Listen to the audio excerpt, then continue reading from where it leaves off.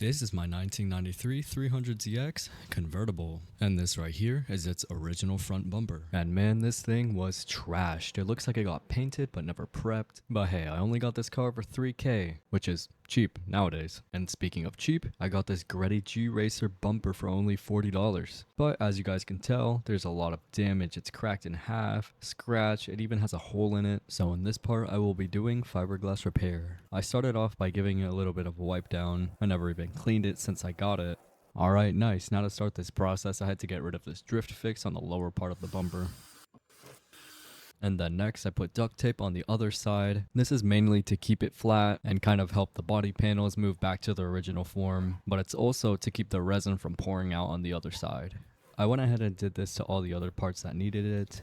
And then I moved on to the back side of the bumper, where the fiberglass is actually exposed. I prepped the area with a wire brush and sandpaper, so that when I layer the new fiberglass, it has a good surface to stick onto. Now that your arms, legs, and lungs are coated with fiberglass dust, it's time to mix the resin in equal parts, and then coat the fiberglass sheets with the resin, and then layer them onto the bumper.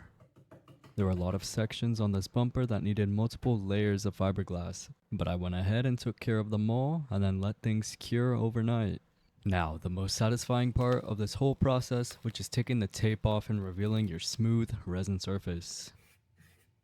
Next, let's sand down the parts I'll be using body filler on, which is basically the majority of the bumper. This part was a little bit tricky as it's my first time working with these materials, but nonetheless I applied the body filler onto the bumper to smooth out the major cracks. Now it's just a matter of waiting for the filler to dry, sanding down everything to the original body lines, and then rinse and repeat.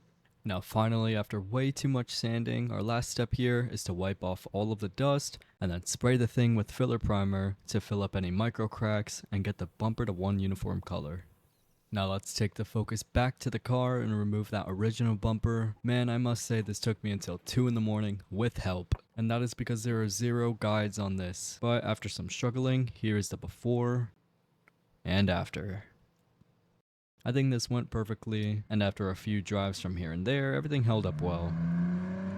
But man, this car is looking meaner every time I do something to it. Well, I hope you guys enjoyed this video. I've got lots of more things planned for this car, and for this account in general, so make sure to give me a follow if you don't want to miss it.